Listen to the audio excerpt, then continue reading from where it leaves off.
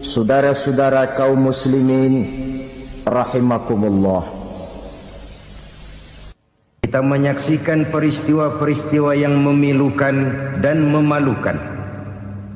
PHK terjadi di mana-mana, pengangguran meningkat, harga-harga membumbung tinggi, daya beli rakyat semakin lemah.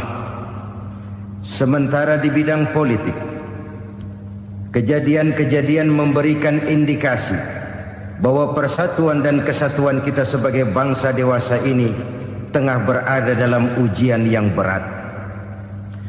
Pada jumpa kita kali ini, tanpa bermaksud untuk mencari kambing hitam dari bencana yang kita hadapi, saya ingin menyampaikan sebuah hadis yang diriwayatkan oleh Imam At-Tabarani dari Ibnu Abbas, bahwa Rasulullah sallallahu alaihi wasallam bersabda, khamsun bi khamsin, ada 5 perkara yang dapat menimbulkan 5 macam bencana.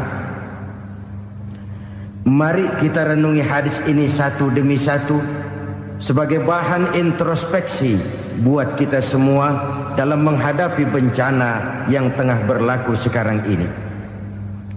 Yang pertama, manaqasa qaumul ahda illa sullita alaihim aduwuhum.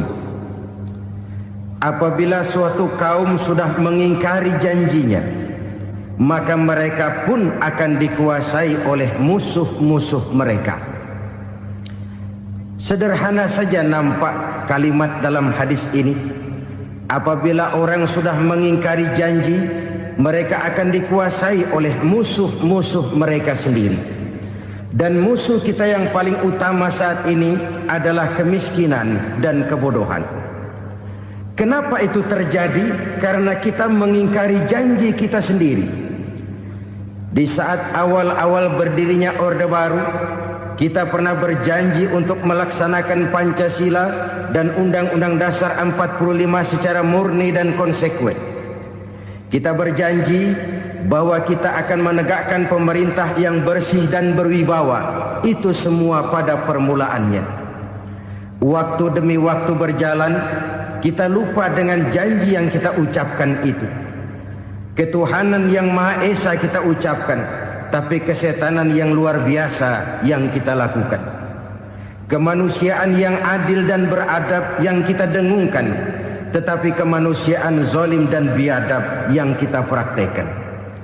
Sederhana saja saudara, hampir setiap pejabat pada posisi-posisi kunci, di awal-awal ia memangku jabatan itu, biasanya ia mengucapkan sumpah dengan lafaz demi Allah, bahwa dalam melaksanakan jabatan ini saya tidak akan menerima hadiah atau pemberian dalam bentuk apapun. Itu pada permulaannya. Lama-lama rupanya hadiah itu asik juga, mulai diterima. Lama-lama dirasa kurang, mulai menagih.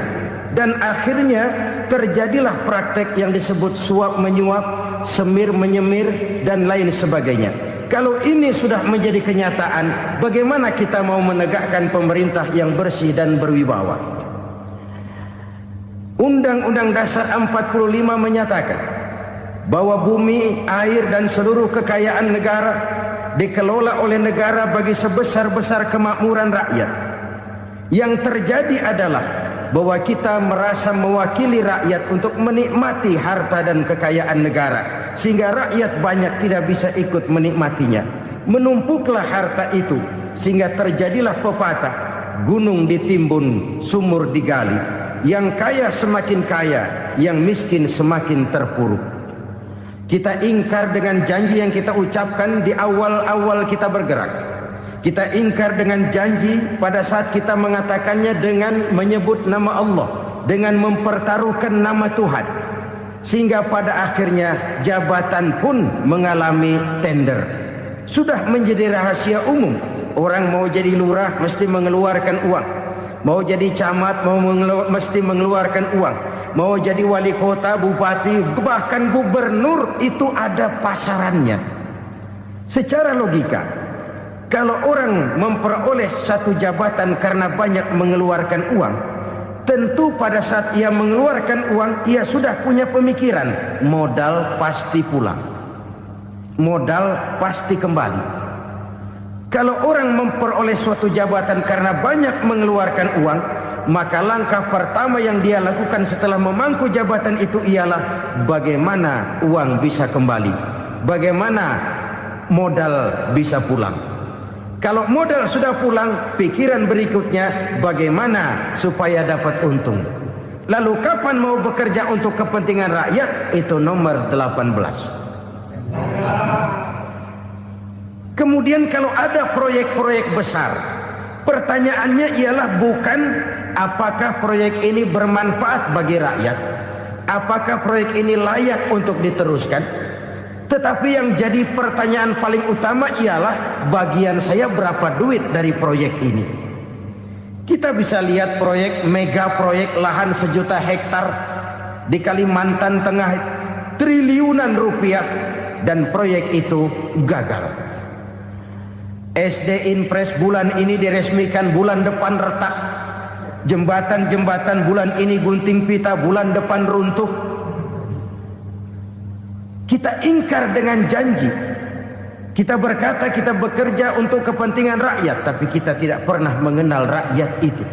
Apabila suatu kaum sudah mulai mengingkari janji, maka mereka akan dikuasai oleh musuh-musuh mereka. Akibatnya tersusunlah barisan-barisan sakit hati yang makin lama makin menjadi bola salju, menggelinding membesar, dan kemudian terjadilah hal-hal yang tidak kita inginkan lagi. Apabila suatu kaum sudah mengingkari janji, maka mereka akan dikuasai oleh musuh-musuh mereka. Ini penyebab bencana yang pertama. Kita tidak konsekuen. Tadinya kita dengan lantang teriak-teriak berantas korupsi, ganyang korupsi. Pada waktu kita belum mendapat kesempatan. Setelah kita naik punya kesempatan, rupanya korupsi enak juga dirasa. Terjadi pergeseran nilai, orang luntur, kehilangan idealisme awal. Lalu untuk menghibur-hibur diri, menutup-nutup kesalahan, kita gunakanlah pepatah bahwa tidak ada gading yang tak retak, bahwa kita harus mikul dhuwur mendem jero. Itu semua cuma sebagai dalih agar kesalahan kita tidak dibicarakan orang lain. Padahal kita sendiri yang mengingkari janji. Kita yang keluar dari komitmen awal kita. Kita berjanji melaksanakan Pancasila dan Undang-Undang Dasar 45 dengan murni dan konsekuen. Kita berjanji untuk menegakkan pemerintah yang bersih dan berwibawa. Namun dalam kenyataannya itu tidak kita laksanakan dengan sebagaimana mestinya. Kita bergeser, kita mengalami proses degradasi, peluncuran nilai, dan akhirnya terbentuklah barisan-barisan sakit hati yang semakin lama semakin membesar itu. Kita harus introspeksi. Memang kalau zaman sedang susah, biasanya kambing hitam laris, tukang kompor gentayangan. Itu dari dulu selalu mencari kambing hitam. Karena itu kita tidak bicara orang, kita tidak bicara siapa yang salah. Kita bicara sistem, dan sistem itu bisa mengena siapa saja. Kalau orang sudah mulai mengingkari janji, bergeser dari komitmen awal, itu sudah mulai ia mengalami proses peluncuran, proses degradasi. Ini penyebab yang pertama. Kita tidak lagi konsekuen bahwa bumi, air, sumber daya alam adalah milik negara, dikuasai oleh negara, digunakan bagi sebesar-besar kemakmuran rakyat. Ternyata rakyat yang makmur itu tidak merupakan gambaran yang menyeluruh dari rakyat kita. Undang-undang dasar kita menganut ekonomi kekeluargaan, tapi yang kita praktekkan adalah ekonomi keluarga. Kalau bukan keluarga nggak dapat proyek. Kalau bukan keluarga nggak dapat, macam-macam kekeluargaan kita rubah menjadi keluarga, timbullah penyakit nepotisme. Kita bergeser, kita ingkari janji, dan kita anggap kita atasnamakan rakyat. Rakyat cuma sekedar jadi address, rakyat cuma sekedar jadi alamat, tetapi kehidupan mereka tidak banyak berubah dan tidak banyak terangkat. Kaum muslimin rahimakumullah, ini penyakit yang pertama, penyebab bencana yang pertama. Yang kedua kata Nabi, wa ma hakamu bighairi ma anzalallah, apabila hukum yang diterapkan sudah tidak lagi bersumber dari hukum Allah, illa fasha fihimul faqru, maka akan bertebaranlah kemiskinan di mana-mana. Ini artinya apa? Apabila hukum tinggal sebuah stempel, apabila hukum sudah diatur menurut kepentingan, apabila hukum sudah tidak lagi ditegakkan secara adil, maka kemiskinan merambah di mana-mana. Hukum diatur menurut selera orang yang sedang berkuasa, maka yang benar bisa jadi salah, yang salah bisa jadi benar. Hukum dalam kenyataan hidup berlaku seperti pisau. Pisau itu kan saudara lihat, yang namanya pisau dimanapun itu tajamnya ke bawah, ke atas tumpul. Kalau hukum itu, kalau untuk rakyat, hukum itu tajam bukan main, cepat sekali dilaksanakan. Tapi giliran menengah ke atas, yang gedean dikit berbuat salah, hukum tumpul. Hukum pura-pura tidak dengar, akibatnya terluka rasa keadilan rakyat. Satu kasus rakyat diam, dua kasus rakyat diam, tiga kasus rakyat diam, kasus terakumulasi di hati rakyat, luka rasa keadilan, dan itu menjadi sumber bencana. Penjarahan, kita tidak setuju itu, tapi kita harus melihat kausalnya. Itu kan tidak berdiri sendiri, itu kan karena terlukanya rasa keadilan rakyat, melihat kesempatan ini tidak merata.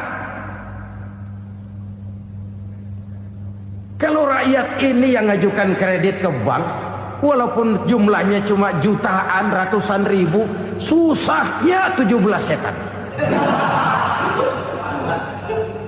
Tapi ada orang-orang tertentu yang agunannya palsu, jaminannya palsu, bawa kata belece, bukan cuma miliaran, triliunan kredit bisa keluar. Terluka rasa keadilan, hilangnya kesempatan. Rakyat cuma dapat kesempitan, jarang dapat kesempatan.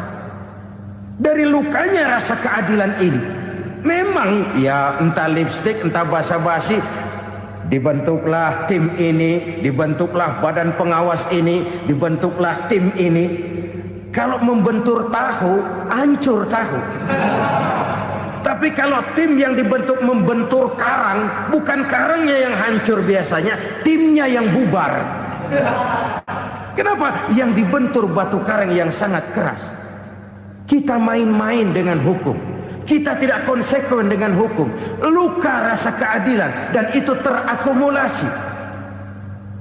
Edi Tamsil, rakyat tahu, terakumulasi, menguap begitu saja. Kasus-kasus lain rakyat tahu, menguap begitu saja. Ketidakadilan terakumulasi, mengendap di hati rakyat, menunggu ledakan. Pada saat sumbu meledak, rakyat tidak bisa dibendung lagi. Oke, kita tidak setuju dengan penjarahan, tapi jangan melihat itu sebagai peristiwa yang berdiri sendiri. Kenapa itu terjadi? Kausalnya kenapa? Oke, kita tidak setuju memang, tapi yang dijarah oleh rakyat kan memang cuma untuk perut. Yang dijarahkan beras, yang dijarahkan televisi, yang dijarahkan kulkas yang masih bisa dihitung, yang memang real untuk kebutuhan rakyat. Penjara-penjara berdasi kepala botak yang menguras uang rakyat habis-habisan, enak saja melenggang dalam kehidupan ini. Makin terluka rasa keadilan rakyat. Apabila hukum yang diterapkan sudah menyimpang dari keadilan yang diajarkan Allah, fasyafihimul fakru, bertebaranlah kemiskinan. Aneh, memalukan, memilukan. Sebuah negara agraris yang katanya pulaunya hijau royo-royo, gemari palau jenawi toto tentem kertora harjo, yang tahun 93 pernah mendapat penghargaan dari FAO, Badan Pangan Sedunia, sebagai negara yang berhasil dalam swasembada pangan. Sekarang ini kita terpaksa betul beli beras dari Vietnam, beli beras ke Kamboja, beli kedelai dari Kamboja. Kenapa? Lahan sawah kita habis ditanami pabrik. Teknologi kita, teknologi loncatan yang non-applied, tidak terpakai oleh kita. Lantas lahan yang tidak bisa kita tanami, kita paksakan lahan-lahan gambut menjadi tanah pertanian yang subur dengan biaya triliunan, dan kita gagal. Kita cari jarum dan kapak hilang. Kita mau jadi negara industri dengan loncatan teknologi yang maju, kita lupakan pola pijak kita sebagai negara agraris, dan akhirnya kita kecolongan. Lihatlah dewasa ini, rakyat kita antri sembako di mana-mana.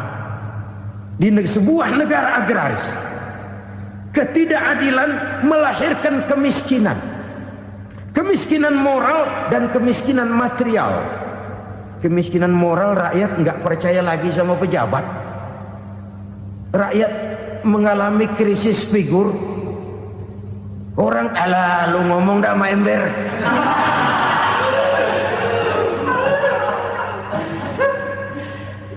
Penataran yang menghabiskan biaya miliaran itu melahirkan pejabat-pejabat korup. Pengawasan yang menghabiskan biaya miliaran itu ternyata impoten, mandul. Kemiskinan moral. Jujur saya berkata, saudara-saudara, setelah pintu reformasi dibuka, itu yang masuk memang macam-macam. Ada yang memang punya tujuan murni, konsekuen dan punya konsep. Ada yang nunggu di tikungan, begitu mobil lewat nyamber pintu, berangkat ikut reformasi. Ada yang memanfaatkan momentum, mumpung, untuk nyampein unek-unek, ngerti nggak, pokoknya ngomong.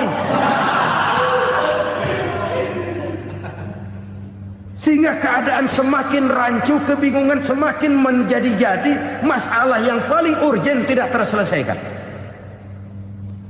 Sekarang ini orang berpikir mendingan jadi pala ular daripada jadi buntut macan. Buntut macan memang hebat macan, tapi kalau buntutnya cuma ugel-ugel di belakang buat apa? Mendingan jadi pala ular, kecil juga nyaplok. Artinya ya biar kecil juga kalau punya partai kan gagah. Lalu rame-rame bikin partai kayak bikin arisan.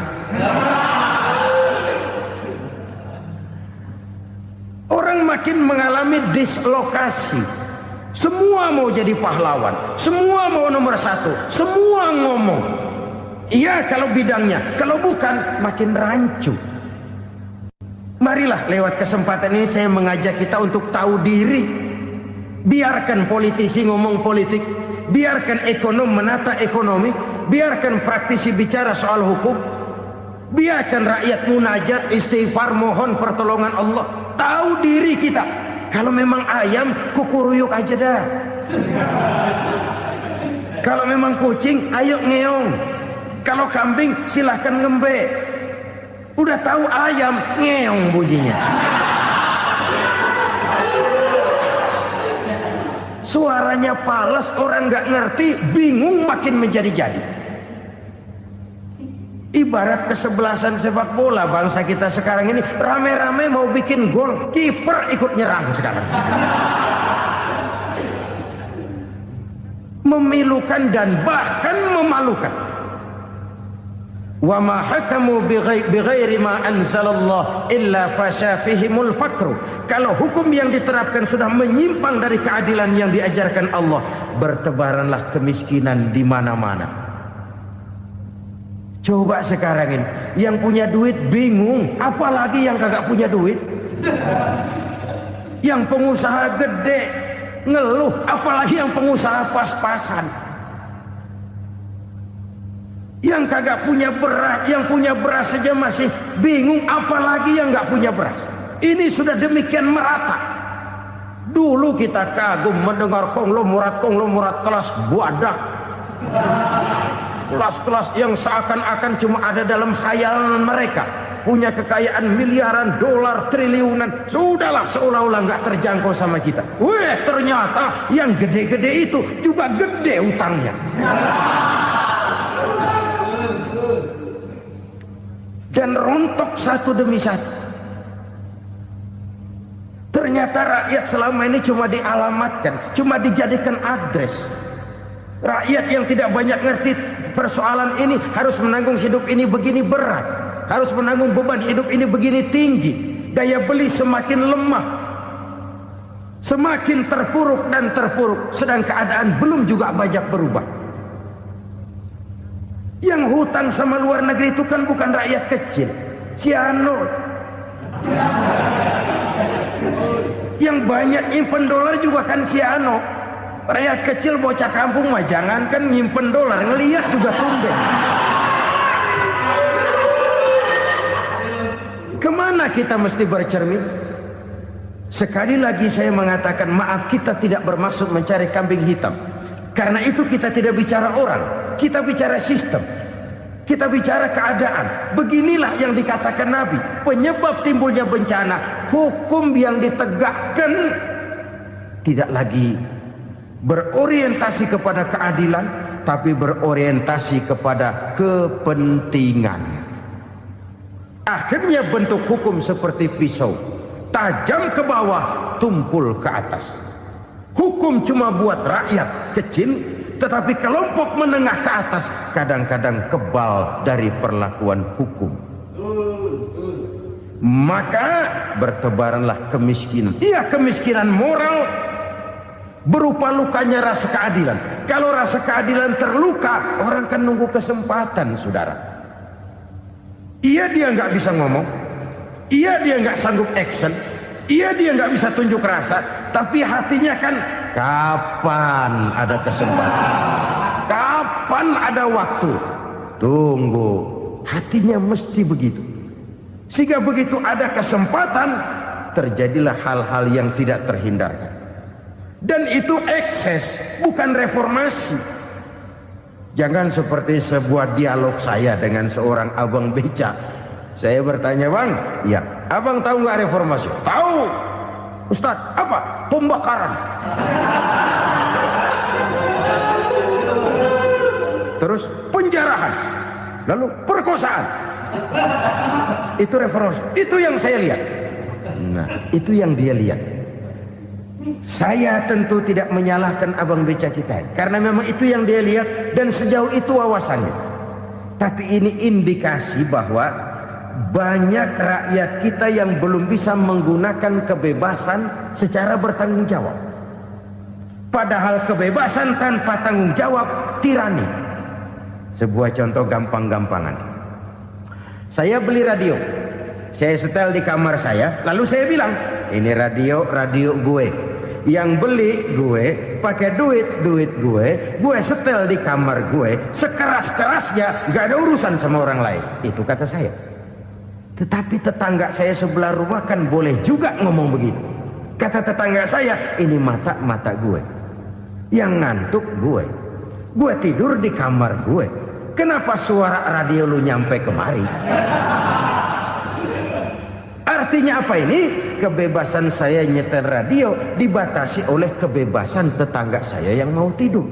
Tidak ada kebebasan mutlak. Kebebasan mutlak tanpa tanggung jawab kembali akan melahirkan tirani, kembali akan melahirkan pemaksaan kehendak. Dan itu lagi-lagi bukan demokrasi. Saudara-saudara kaum muslimin rahimakumullah. Ini penyakit yang kedua, lukanya rasa keadilan, terutama di kalangan rakyat kecil. Itu mengendap menjadi akumulasi dan menunggu giliran kapan bisa dimuntahkan. Dengan kata lain, rakyatnya udah banyak banget makan yang perutnya jadi enak, nyelam. Kapan nunggu muntahnya? udah begini banyak akumulasi yang mereka pendam di perut ini, sehingga ketika terjadi kesempatan itu sudah tidak terkendalikan lagi. Kita out of control. Saya tidak mentolerir sikap-sikap kekerasan. Bahkan saya lebih cenderung bahwa kalau di rumah kita banyak tikusnya, tikusnya saja racuni, jangan rumah dibakar. Bahwa ada korupsi, iya. Ada kolusi, memang. Ada nepotisme, tentu. Tetapi tikusnya saja racuni. Jangan rumah dibakar. Masa mau ngusir tikus bakar rumah? Tikusnya lari, tikusnya selamat, rumahnya ewes-ewes.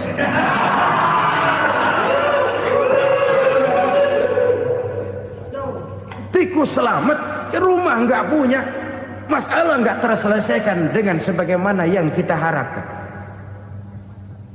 Kita sepakat ini negara hukum, dan di hadapan hukum semua manusia itu sama. Itu prinsip yang diajarkan Allah. Al-musawat bainan nas fi takalifil ahkam. Semua manusia sama dalam berhadapan dekat dengan hukum Allah Subhanahu wa taala. Kalau hukum sudah pandang bulu, itu jelas yang enak yang banyak bulunya. Siapa yang banyak bulunya? Monyet. Kalau hukum pandang bulu, monyet keenakan. Saudara-saudara kaum muslimin rahimakumullah, introspeksi. Mari kita bercermin bagaimana perjalanan hukum selama ini. Kalau introspeksi ini kita temukan, lalu ada upaya untuk memperbaiki diri.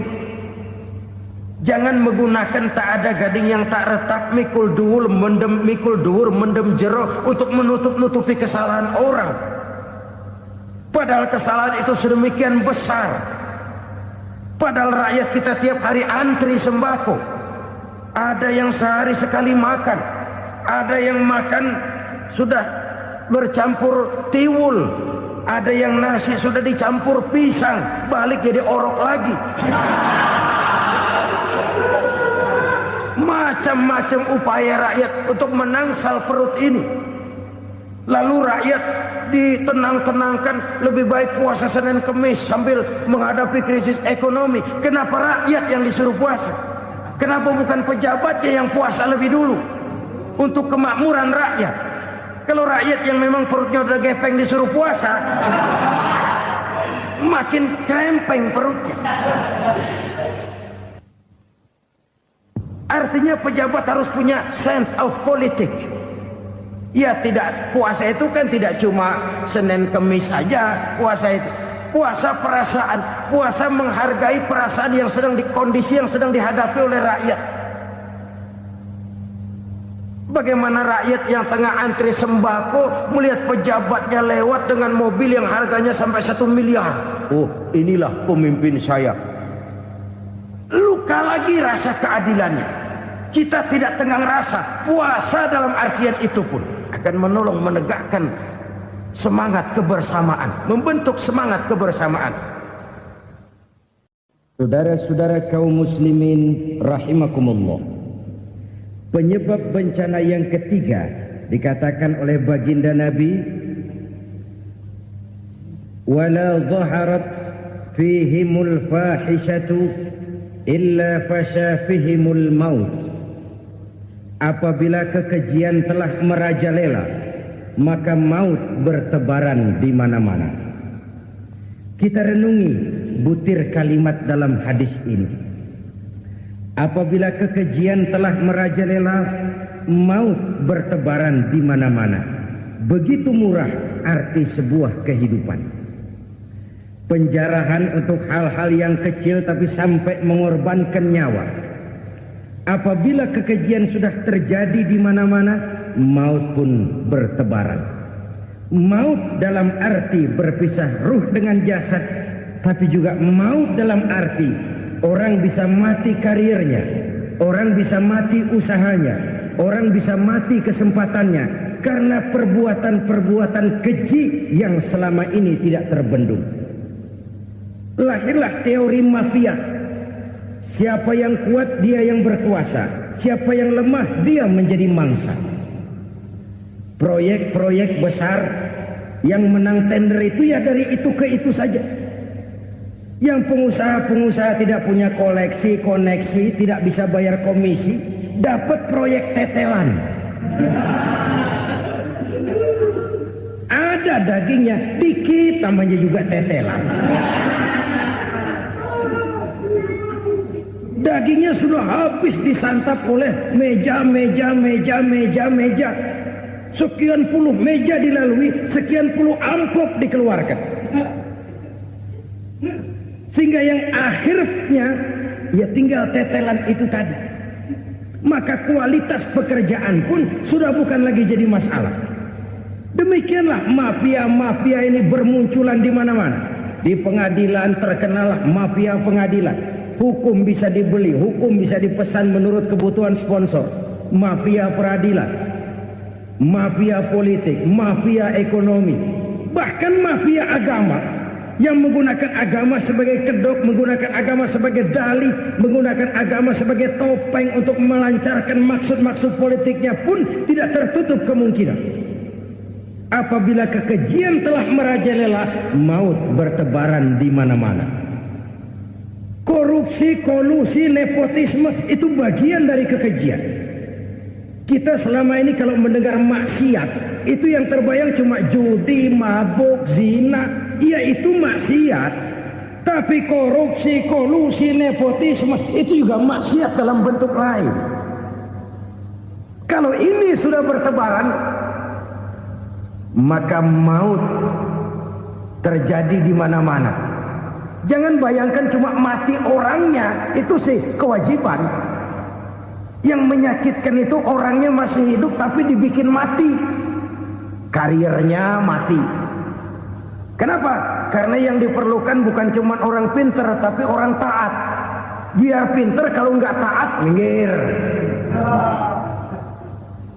Biar bodoh, kalau taat bisa nyenangin atasan, bisa nyemur.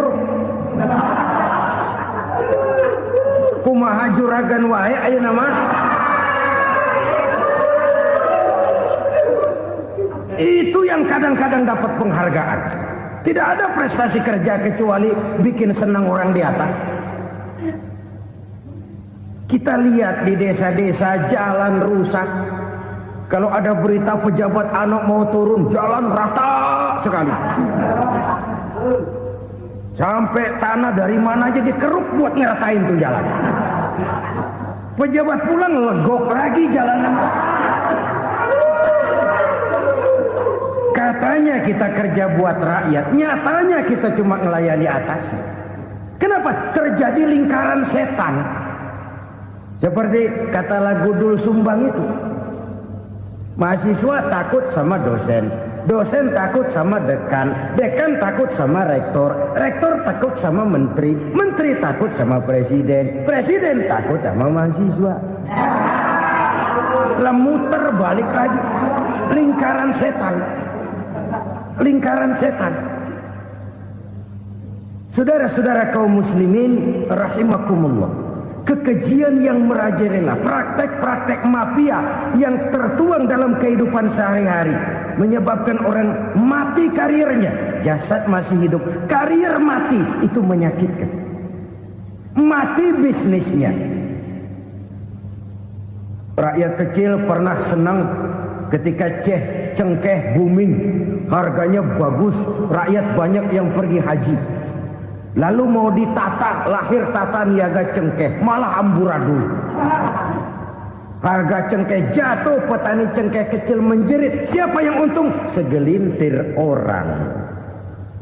Masihkah kita pakai atas nama rakyat untuk kepentingan nasional? Padahal yang nyanyi cuma segelintir orang. Masihkah kita mau bohongi rakyat ini dengan mobil nasional tapi bikinan Korea? Masihkah kita mau bermain verbalisme, bermain kata? Ini sebuah masa lalu yang tidak perlu terulang lagi untuk masa-masa yang akan datang. Kekejian merajalela, orang mati karir. Bisa mati usaha, mati bisnis.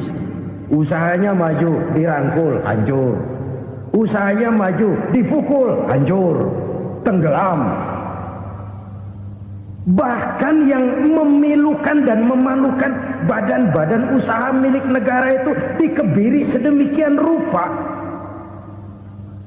sehingga tidak menghasilkan hal-hal yang bermanfaat buat negara. Saudara-saudara kaum muslimin rahimakumullah, kalau nafsu yang sudah mengatur itu semua, maka kekejian pun merajalela. Orang sudah pakai teori mafia, yang kuat dia yang menang, yang kuat dia yang berkuasa, yang lemah silakan minggir di sudut-sudut kehidupan. Kalau kekejian seperti ini merajalela, maut bertebaran di mana-mana. Banyak orang mati karirnya, banyak orang mati usahanya, banyak orang mati imajinasinya. Sekarang ini dalam dunia seni, yang banyak karyawan seni, bukan seniman. Seniman itu kan dilahirkan. Lain seniman, lain karyawan seni. Sekarang yang banyak karyawan seni, bukan seniman. Mati karier, mati imajinasi, mati improvisasi. Sehingga kehidupan persis sinetron. Sinetron itu yang kita lihat rumah mewah, yang kita lihat rumah bagus. Gak pernah kita lihat di sinetron kita ini rakyat antri sembako. Kita dijejali hal-hal yang indah, yang wah, yang membuat kita tenggelam dalam gaya hidup instan, tenggelam dalam gaya hidup wah. Kita lupa dengan realitas keseharian di tengah-tengah masyarakat kita. Lahirlah kelompok-kelompok selebritis, dibesarkan oleh berbagai media. Selebritis pilek aja masuk koran, pilek.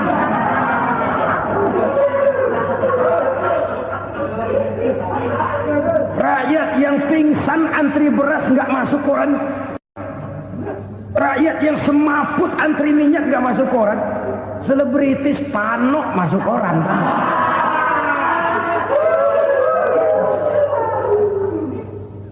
Kita besarkan hal-hal kecil, kita kecilkan hal-hal besar. Karena apa? Kita mengejar oplah, kita profit oriented, tidak lagi berorientasi kepada realitas hidup yang kita hadapi ini. Kalau kekejian sudah merajalela, kata Nabi, maka maut bertebaran di mana-mana. Maut dalam artian maut, coba lihat sekarang begitu murah nyawa. Karena 1000 perak orang mau nusuk bunuh. Karena beras seliter orang khilaf, begitu murah kehidupan. Tapi kekejian dalam bentuk korupsi, kolusi, nepotisme, kekejian dalam bentuk itu mematikan karier, mematikan bisnis, mematikan imajinasi, mematikan kreativitas. Itu juga maut dalam bentuk lain akibat kekejaman lain. Ini penyebab yang ketiga. Yang keempat, penyebab bencana menurut baginda Rasul, wala tuffiful mikyala illa muni'un nabat.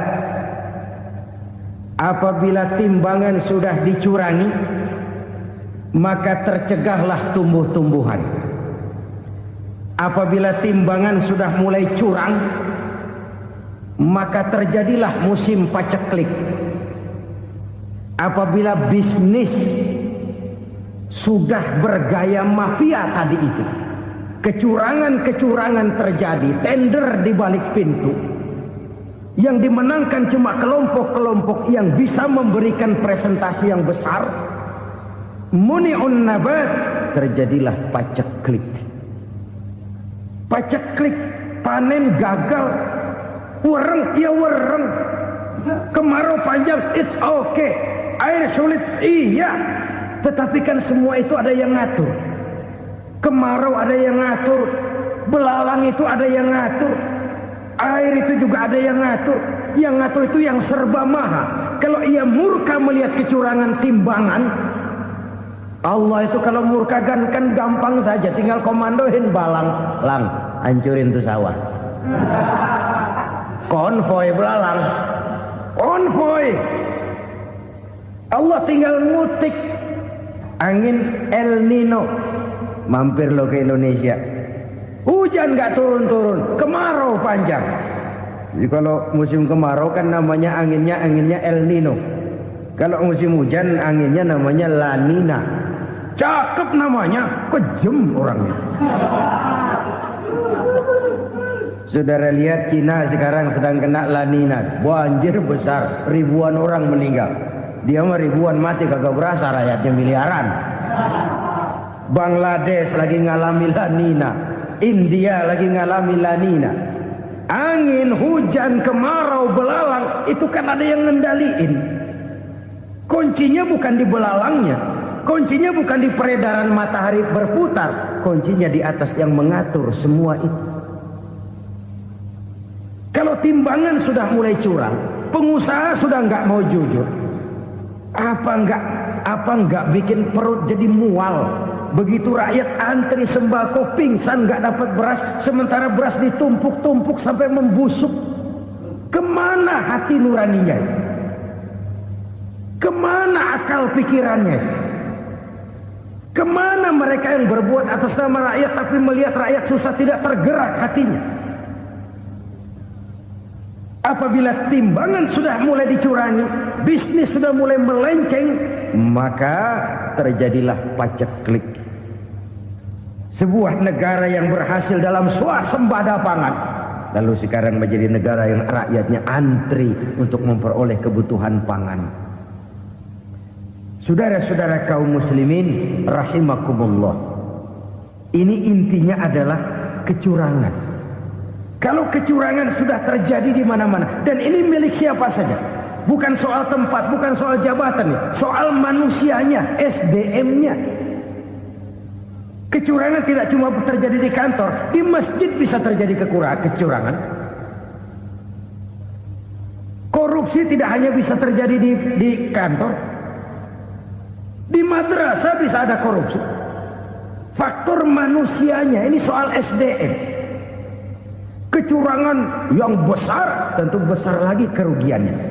Kecurangan yang kecil, kecurangan sehari-hari, pedagang-pedagang kecil ngurangi timbangan, barang yang buruk dikatakan baik, yang baik dikatakan buruk, itu merugikan perorangan. Kecurangan yang besar merugikan bangsa dalam bentuk total, dalam bentuk seutuhnya. Nah, kecurangan-kecurangan seperti ini rakyat kan lihat, rakyat kan tahu, dan itu kembali terakumulasi di sini, pegel. Dan jangan lupa, rakyat yang nggak ngomong itu, rakyat yang nggak bersuara itu, batinnya menjerit, jeritannya menggoncang aras, dan itu didengar Allah. Yadullah fauqal jamaah, kata Nabi. Tangan Tuhan di atas orang banyak. Jeritan hati rakyat menggoncang aras. Rakyat yang terlalu banyak dizolim, rakyat yang terlalu banyak dirugikan, ya rakyat yang terlalu banyak di atas namakan, menjerit batinnya, menggoncang aras, dan Allah bisa menggerakkan apa saja untuk membuat satu situasi. Allah bisa menggerakkan apa saja untuk membuat satu situasi. Saudara-saudara kaum muslimin rahimakumullah, ini faktor yang ketiga, timbulnya kecurangan. Faktor yang keempat maksud saya. Yang kelima, penyebab timbulnya bencana menurut baginda Nabi, wala muni'uz zakat wala muni'uz zakat illa hubbisa anhumul qatr. Apabila zakat enggan dibayar, maka tercegahlah qatrun. Qatrun ini kalau bahasa kita sembako. Maka tercegahlah kebutuhan-kebutuhan yang kita perlukan. Ini, kita tidak meragukan bahwa yang kita tuju adalah masyarakat yang adil dalam kemakmuran dan makmur dalam keadilan.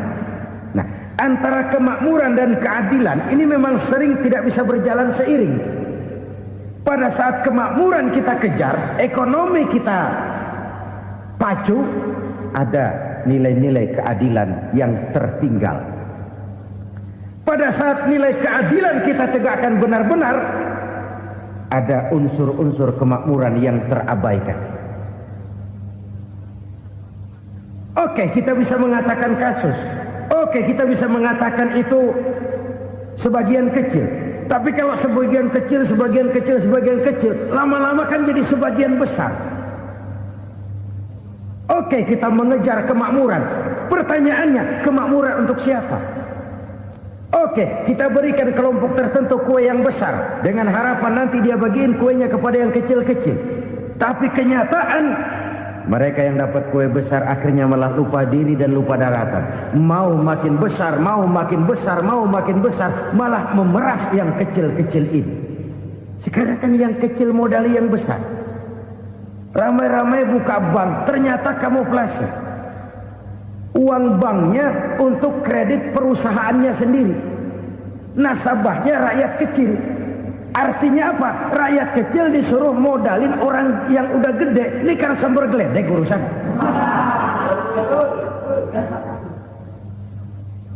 Ini kan permainan apa lagi? Rakyat kecil suruh modali yang gede. Nasabahnya rakyat kecil, kumpulkan uangnya di bank, kucurkan kredit kepada perusahaannya sendiri. Bukankah itu rakyat kecil suruh modali yang gede? Sudah begitu kejamkah kita untuk meraih keuntungan dengan mengorbankan orang kecil ini?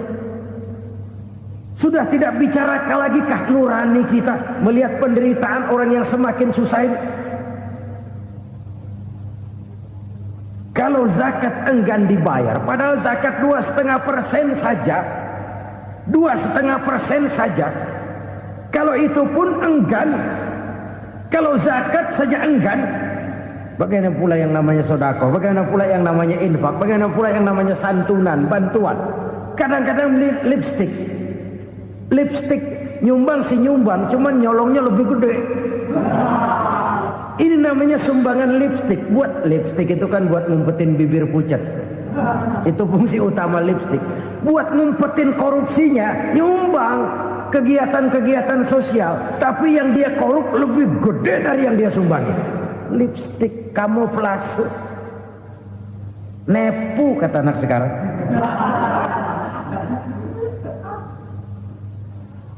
Saudara-saudara kaum muslimin rahimakumullah.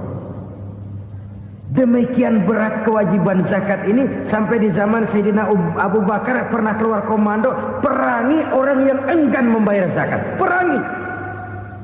Karena fungsi zakat adalah menjembatani antara si kaya dengan si miskin. Bahwa ada kemiskinan itu Qur'ani. Allah menyatakan, aku melebihkan rezeki sebagian kamu dari yang lain. Ini kan kesenjangan. Allah melebihkan rezeki sebagian kamu dari yang lain. Ada itu. Tetapi itu berjalan secara nature. Nah, kalau direkayasa, yang kaya semakin kaya, yang miskin semakin terpuruk, yang sudah besar dapat proyek besar, yang kecil dapat tetelan. Ini kan rekayasa namanya. Kesenjangan yang direkayasa ini yang kita harus kikis. Nah, fungsi zakat menjembatani dari sisi sosial. Dari sisi pribadi, Nabi berpesan, zakku amwalakum biz zakat. Bersihkan hartamu dengan zakat. Sekarang ada istilah nyuci uang. Uang hasil korupsi itu bisa dicuci, dijadikan uang bersih. Bukan pakai rinso, bukan. Pakai politiknya koruptor, diolah sedemikian rupa sehingga jadi uang resmi. Sudah memutik, itu termasuk yang disebut kejahatan kerah putih, white collar crime. Kejahatan kerah putih, kejahatan pakai dasi, kejahatan kelas kakap. Makanya orang mendingan goblok kagak bener daripada pinter kagak bener. Goblok kagak bener itu gampang ngurusinnya. Pinter kagak bener, ini yang berabe bener ngurusinnya.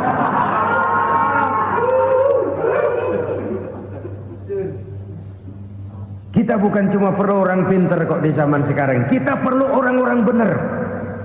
yang punya komitmen, yang sesuai kata dan perbuatan, yang bisa merasakan apa yang dirasakan oleh rakyat, yang punya sense of politik yang tinggi, yang peka, yang penuh keterbukaan, yang punya wawasan dan pandangan jauh ke depan. Dari sisi pribadi, zakat itu membersihkan harta kita. Ya, dia tercampur dengan yang subuhat, dia bahkan mungkin tercampur dengan sedikit-sedikit yang haram. Itu zakku amwalakum bizzakat. Bersihkan hartamu dengan zakat itu. Pada sisi sosial ia menjembatani, pada sisi pribadi ia membersihkan harta kita. Karena itu kalau kita minta berdoa, minta rezeki, syarat rezeki itu halalan thayyiban wasi'an. Enggak pernah kurang dari 3 itu. Halal, bagus, banyak. Halal, bagus, tapi sedikit, susah ngaturnya. Halal, banyak, tapi kurang bagus. Buat apaan? Bagus, banyak, tapi haram. Enggak ada artinya. Sebab kata Imamul Ghazali, kalau kau terlalu suka memakan makanan yang haram, dikunyah masuk ke dalam perut besar, digiling oleh perut besar, menghasilkan energi, menggerakkan sel-sel pembuluh saraf, kau juga akan cenderung berpikir yang haram. Kalau sudah cenderung berpikir yang haram, perbuatan pun akan mengarah kepada perbuatan-perbuatan yang haram. Dulu waktu kelompok Jimbaran 200 konglomerat Indonesia kumpul, dihimbau supaya sekian persen kasih pengusaha lemah. Itu kan cuma sekedar belas kasihan, tidak banyak menolong keadaan. Dan bukan itu yang diperlukan pengusaha-pengusaha kecil. Yang diperlukan adalah berikan kami kesempatan seperti mereka dapat kesempatan. Berikan kami peluang seperti mereka juga dikasih peluang. Kalau cuma dikasih 100 juta, 200 juta hari ini, usaha kami nggak ada prospeknya, peluang kagak ada, kan sama juga bohong. Diceburin ke kali, disuruh berenang, tangan diikat, mendingan mampusin ketahuan. Ayo berenang, berlomba, tangan diikat, kaki diikat, sama saja nyuruh mati. Jadi jangan kasih ikannya, kasih kailnya. Yang diperlukan pengusaha kecil menengah ke bawah itu bukan cuma sekedar belas kasih dari konglomerat besar. Berikan kami peluang seperti mereka juga dapat peluang. Berikan kami kesempatan seperti mereka dapat kesempatan. Berikan kami kredit dengan kemudahan seperti mereka juga kalau minta kredit begitu mudahnya. Menciptakan peluang dan kesempatan, pemerataan. Bukan menciptakan manusia Indonesia dengan standar ekonomi yang sama. Semua rumahnya harus sama, semua punya mobil. Itu sih kebersamaan bebek. Bebek, coba lihat bebek, satu ngalor semua, satu ngidul semua. Kebersamaan bukan itu. Kebersamaan adalah menciptakan peluang. Kalau yang kaya bisa semakin kaya, kenapa yang miskin tidak bisa ikut naik jadi sedikit kaya? Kalau pengusaha yang sudah kuat bisa bertambah menjadi kuat dengan proyek mega proyek, kenapa yang menengah tidak bisa ikut menjadi kuat? Dan kenapa kekejian itu merajalela? Kita dengar lewat berita-berita PLN tekor, PLN utang. Kenapa? Dia beli listrik dari swasta yang belinya lebih mahal daripada penjualannya. Artinya dia beli itu listrik dari perusahaan listrik swasta, dia jual kepada rakyat lagi. Harga jualnya lebih murah daripada dia beli kepada swasta. Kenapa? Ada tekanan lagi tuh. Biasa siklus lagi. Hukum Boyle. Atas neken, paling bawah gepeng. Ya kita nih rakyat kecil. Emang nasibnya gepeng terus. Saudara-saudara kaum muslimin rahimakumullah. Dari 5 penyebab bencana ini, kita ambil kesimpulan untuk sebuah renungan dan introspeksi kita bersama. Pertama, mengingkari janji. Padahal janji itu yang lebih tinggi nilainya adalah di hadapan Allah Subhanahu wa taala. Baik wakil-wakil rakyat di parlemen maupun pemimpin-pemimpin rakyat di dalam kabinet, apabila memangku suatu jabatan, selalu mereka mengawali dengan sumpah, dan sumpah itu dimulai dengan demi Allah. Sadarkah kita pada saat itu kita ucapkan bahwa kita sudah mempertaruhkan Allah untuk jabatan yang kita pegang? Kita sudah mempertaruhkan nama Allah untuk posisi yang dipercayakan kepada kita. Sadarkah kita bahwa menyia-nyiakan itu satu dosa yang sangat besar, yang tidak hanya kepada Allah tetapi juga kepada rakyat yang kita wakili, kepada rakyat yang kita pimpin.